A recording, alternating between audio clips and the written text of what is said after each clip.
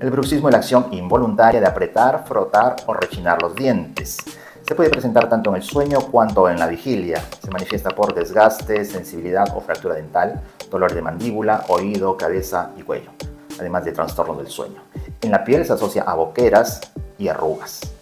Complementariamente a las férvulas de descarga y fisioterapia, en casos seleccionados, el bruxismo puede ser tratado mediante inyecciones de toxina botulínica en los músculos maceteros, con lo cual se consigue su relajación y atenuación de los síntomas. Ya lo sabes, si presentas bruxismo, visítanos.